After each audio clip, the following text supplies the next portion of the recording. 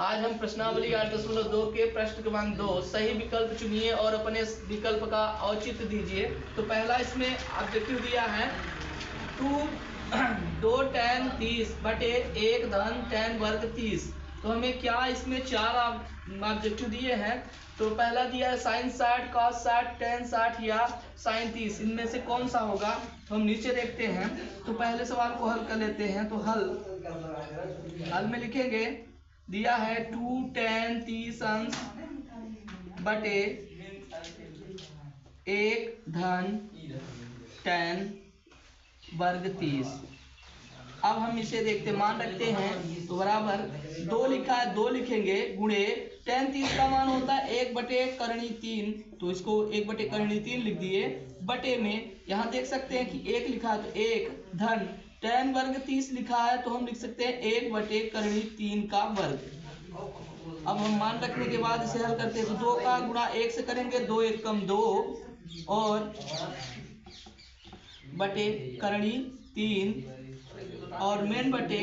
अब इसका करेंगे तो इसका वर्ग खोलेंगे तो 1 धन 1 का वर्ग करेंगे तो 1 और 3 का करणी 3 का वर्ग करेंगे तो हो जाएगा बटे 3।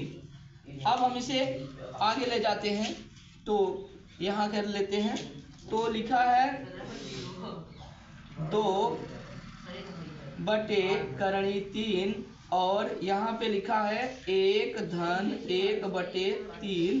अब हम इसका एलसीएम लेंगे तो ये हो जाएगा, ऊपर वाले को लिख देंगे 2 बटे करणी 3 और मेन बटे इसका इससे गुणा हो जाएगा क्योंकि इसके भी बटे ले लेंगे, दोनों का एलसीएम लेंगे तो एलसीएम आएगा 3 और इसका गुणा इससे कर दें, इसका गुणा इससे तो 3 1 कम 3 धन 1 1 कम 1। अब हमारा आ गया।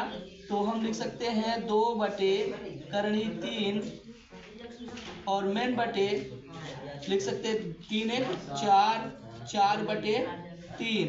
अब हम बटे में है तो गुणे में ले जाएंगे तो ये हो जाएगा हमारा बराबर 2 बटे करणी 3 पहले से लिखा है। अब इसके नीचे वाले को जब गुणे में ले जाएंगे तो ये नीचे वाला ऊपर, ऊपर वाला नीचे हो जाएगा तो हो जाएगा हमारा 3 बटे 4। अब हम देख सकते हैं 2 1 कम 2 2 दूनी 4, यहाँ 2 आया और ये करणी 3 से इसको 3 को काटेंगे तो करणी 3 बचेगा। तो ये हमारा आ गया बराबर करणी 3 बटे 2। ये हमारा मान आया है। और करणी 3 बटे 2 साइन 60, यहाँ देखते हैं साइन 60 का मान करणी 3 बटे 2 है, इसलिए हम लिख देंगे साइन 60। इसका आंसर हो जाएगा साइन 60। इसी तरह से हम प्रश्न नंबर 2 को देखते हैं। लिखा है 1 ऋण tan 45 बटे 1 धन tan वर्ग 45। अब हम इसमें देखेंगे कि tan 90 या बी नंबर 1 या साइन 45 या डी 0, इनमें से कौन सा मान आएगा। तो फिर से हम लिखते हैं, सवाल 2 को हल करते हैं। तो हम लिख सकते हैं। तो दिया है 1 ऋण tan 45 बटे 1 धन tan वर्ग 45 मान रखते हैं। तो मान हो जाएगा 1 है तो 1, ऋण है तो ऋण tan 45 का मान होता है 1 तो 1 लिखेंगे बटे यहाँ पे लिखा है नीचे 1 धन tan 45 का मान 1 और वर्ग लगा है इसलिए वर्ग लगा देंगे।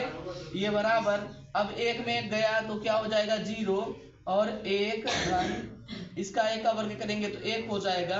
अब फिर से 0 बटे 1 1 2 हो गया, 2 कर दिए बराबर भाग दिए तो क्या आ जाएगा 0। तो हमारा दूसरा आंसर आ जाएगा डी नंबर। यहाँ देख सकते हैं कि 10 ये, तो डी नंबर हमारा आंसर हो गया। अब तीसरी सवाल है हमारी। यहाँ तीसरी सवाल देख सकते हैं कि साइन 2a बराबर 2 साइन a। अब इसमें मान देखना है कि 0 अंश आएगा 30 अंश की 45 अंश की 60 अंश। तो इस सवाल को हम हल कर लेते हैं। तीसरी सवाल को तो हल करते हैं। तीसरी सवाल में दिया है साइन 2a बराबर 2 साइन a। अब हम इसमें a का मान 0 अंश रख लेते हैं तो ये हम कर सकते हैं साइन 2 गुणे a का मान 0 अंश, क्योंकि कोण का मान है तो 0 अंश पहले ही ले लेते हैं। तो 2 गुणे इसका भी मान हो जाएगा, 2 साइन और इसका मान भी रख देते हैं तो 0 अंश रख दिए तो अब यहाँ देखते हैं कि 2 का गुणा 0 अंश में करेंगे तो 2 हो जाएगा, तो मतलब 0 हो जाएगा, सॉरी। तो साइन 2 इसमें गुणा कर दिए तो 0 अंश बराबर 2 साइन 0 अंश। अब इसका 0 अंश का मान रखेंगे तो हो जाएगा 0, और यहाँ पे रखेंगे 2 गुणे साइन 0 का मान रखे 0। अब गुणा करें तो 0 बराबर 2 शून्य शून्य, तो आ गया 0, हमारा आंसर 0। और 0 अंश का मान होता है 0, 0 का मान होगा 0 अंश, तो साइन 0 का मान होता है, यहाँ पे देख सकते हैं ये पहला ये नंबर क्योंकि 0 अंश है। अब हम चौथी सवाल देख सकते हैं कि 2 tan 30 अंश बटे 1 ऋण tan वर्ग 30, इसमें से कौन सा मान होगा? cos 60 दिया है, बी में दिया है sin 60, और सी में दिया है tan 60, और डी में दिया है sin 30। तो हम पहले इसको फिर से हल कर लेते हैं। तो चौथी सवाल हल,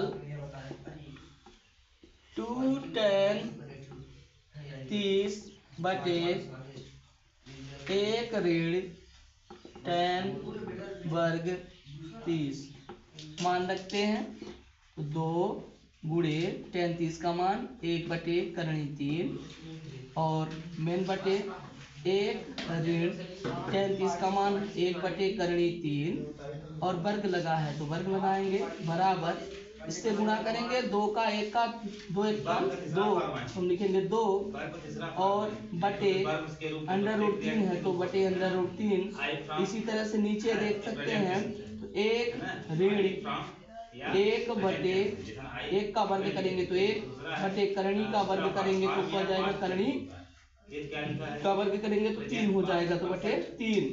अब हम फिर से हल करते हैं, ये जो ऊपर लिखा है उसे लिखा रहने देते हैं, 2 बटे करणी 3, तो 2 बटे करणी 3, और मेन बटे कर देते हैं, तो इसका इससे गुणा कर देंगे क्योंकि इसके दोनों का एलसीएम लेंगे तो इनका एलसीएम आ जाएगा 3, और गुणा ऐसे 3 1 कम 3, और ऋण 1 1 कम 1, ये बराबर आ गया। यहाँ देख सकते हैं तो 2 बटे करणी 3, और मेन बटे आ गया 3 में 1 निकल गया तो क्या बचा 2 बटे 3। अब हम ये बटे में है तो गुणे में कर देते हैं, तो पहले जो ऊपर लिखा है 2 बटे करणी 3 तो इसको रहने देते हैं, इसके बटे को गुणे में बदल देते हैं, तो नीचे का ऊपर और ऊपर का नीचे हो जाएगा, तो बचे 2, तो 2 से 2 कैंसिल, करणी दूना 3, तो करणी आ गया 3, तो हमारा आंसर आ गया करणी 3, और करणी 3 हमारा tan का मान होता है, यहाँ पे देख सकते हैं cos sin tan, तो tan 60 का मान करणी 3 होता है, इसलिए इसका हो जाएगा 15, तो tan 60 आंसर हो गया।